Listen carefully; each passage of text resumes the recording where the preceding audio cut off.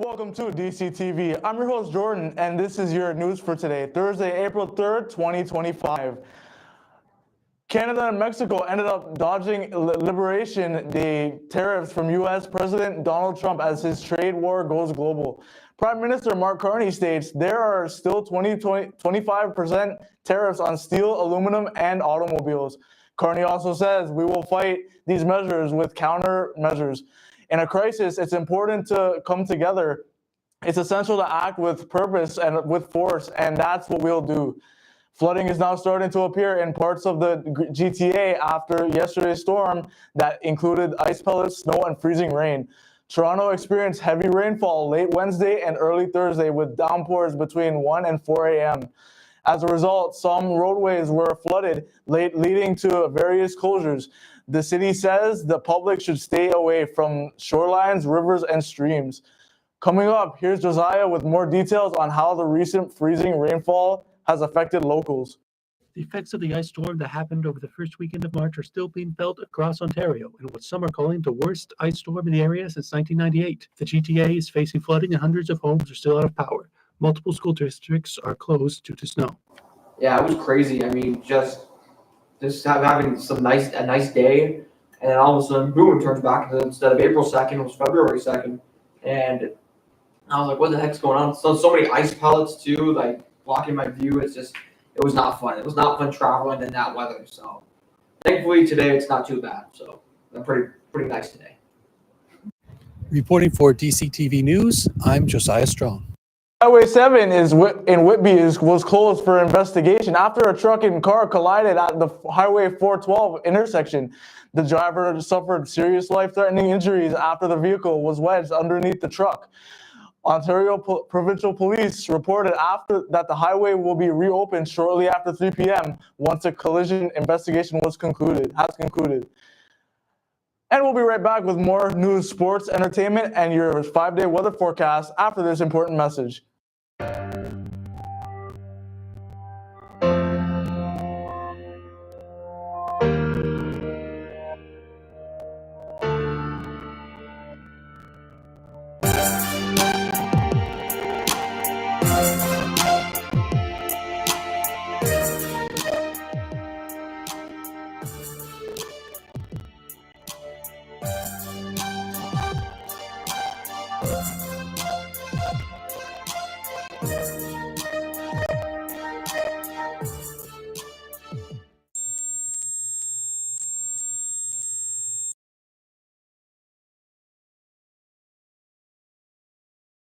The Liberals increased their lead to 9 points over Conservatives ahead of the federal election, while the NDP stays in single digits. According to Nanos tracking Mark Carney's, Liberals are at 46% ballot support, while Pierre Poilievre's Conservatives are currently at 37%. Nick Nanos, chief data scientist at Nanos Research, says the Liberals have taken a big jump over the past couple of days. They were currently at 42% to 46%. Meanwhile, the NDP remains at single digits and is at a significant setback for a party that has previously served as Canada's official opposition. That's all for your news. That's all your news for now. Next up, Jaden has everything you need to know from the sports world. Thanks, Jordan. The Blue Jays wrapped up their first homestand of the season last night, beating the Washington Nationals 4-2, sweeping the series. Easton Lucas took the bump for the Jays, going 5 innings with 3 strikeouts, 1 hit, and no runs allowed. Andres Jimenez got the scoring started for Toronto by smoking an RBI single to score Santander. George Springer hit his first home run of the season, a solo shot, helping the Jays take home the victory. Blue Jays are currently 5-2, sitting at the top of the AL East. They will be back in action on Friday in New York to face the Mets. Over in hockey, the Maple Leafs clinched their 9th straight Stanley Cup playoff spot with a 3-2 win over the Florida Panthers last night in Scotiabank Arena in what felt like a playoff-like atmosphere. John Tavares got the scoring started for the Leafs with Mitch Marner and Matthew Knies following that with goals of their own in the third period. The Leafs currently sit atop the Atlantic Division and hold the 3rd seed in the East with 7 games remaining in the season. Now, getting more local, let's go to Sophia to talk about the closing of the sports season here at Durham College. Durham College athletic season is officially over with with the men's basketball team getting second in nationals and winning OCAA. The women's rugby team became 4-time champions, all back-to-back. And women's softball won nationals and OCAA, being undefeated all season. Now I have one of the Durham Lords commentators and member of the DC curling team here to talk with you. Here's Etienne Skitch. Alrighty, I was the commentator for the Durham Lords this past season, and I got to work especially a lot with the basketball teams, and especially that men's basketball team. We saw them go to OCAA. They won the gold medal there. They beat the #1 ranked team in the country for the entire year, and the Lords had been fluctuating at about 5 to 9 roughly throughout the year. They went undefeated at home, which was great to commentate. A lot of good rookies. And when you look around, especially at the other teams this year, we had the women's rugby team going back to back to back to back championships now.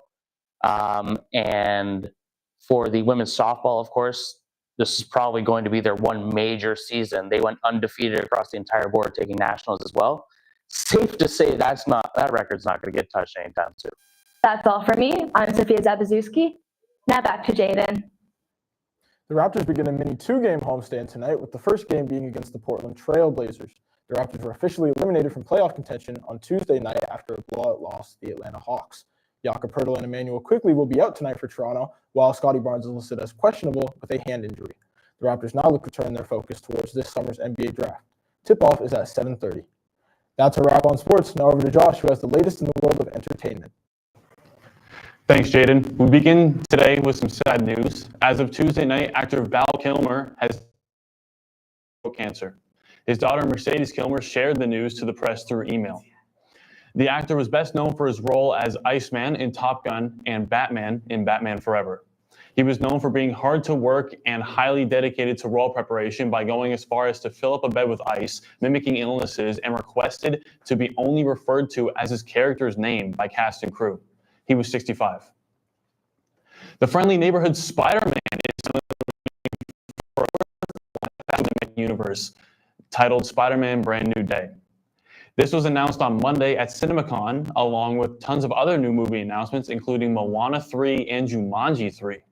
Tom Holland, who plays Spider-Man, commented on this announcement. The movie is a fresh start. It is exactly that. That's all I can say. Spider-Man Brand New Day is expected to hit theaters July 31st, 2026. Speaking of Spider-Man, the long-anticipated Spider-Man Beyond the Spider-Verse was also announced at CinemaCon on Monday. Along with a release date, we also got our first looks at the movie with 5 released still photos from the film. After its original set release in theaters expected in March of last year, and it being continuously delayed, we have finally got a confirmed release date of June 4th, 2027. It'll release 3 years after it was originally expected to hit theaters. It's that time of year again where the Oshawa Music Week is in motion. Here's Sam with more. Oshawa Music Week is back, bringing live performances and new opportunities for artists to network. The annual event is organized by Durham College's Music Business Management students, serves as a launchpad for emerging talent. I spoke with Durham College's students about the last year's event and what it means for the local music scene. I saw the flyers around campus and I thought it was super cool that we're doing this. And I really like Excuses. So I thought I'd show up to one of my favorite punk bands during this awesome event. A couple years ago, my friend Spike participated in Oshawa Music Week, and he did a really, really great job, and it was just fantastic seeing him perform. Well, I remember going to Oshawa Music Week last year, and it was a lot of fun. I actually volunteered when they did their shows at the college, which was a lot of fun. So going this year was sort of like a trip down memory lane. It was a bit nostalgic for me. I had a great time, and I can't wait for next year's. With more than 30 live performances across multiple venues, this year's event is the biggest yet. For students and emerging artists, Oshawa Music Week offers real-life experiences and expectations as an artist, and a platform to showcase their talent. I am Sam for DCTV News. Are you ready for Freddy? Because I know I am. Universal Pictures just released their first look at Five Nights at Freddy's 2 in a 46-second trailer posted online. The first film took off, making $300 million worldwide. Not much has been revealed about this movie other than the fact that it is featuring the same cast as the first film. Five Nights at Freddy's 2 is expected to hit theaters on December 5th. That's all for your world of entertainment today. Now let's head over to Dakota with the weather. Dakota, what's the next few days looking like? Thank you, Josh. Now let's get right into this 5-day weather forecast for you guys.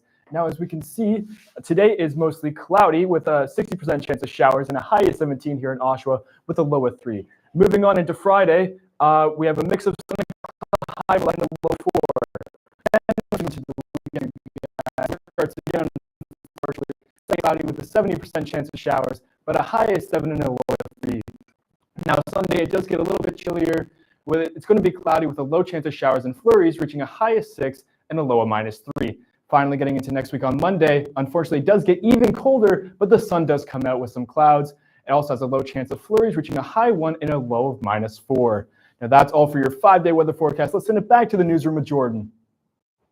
And that concludes our news on campus and beyond for today. Be sure to follow us on X at DC Broadcasting or check out our website at dctv.ca. Thanks for watching. We'll see you next time. Have a great day.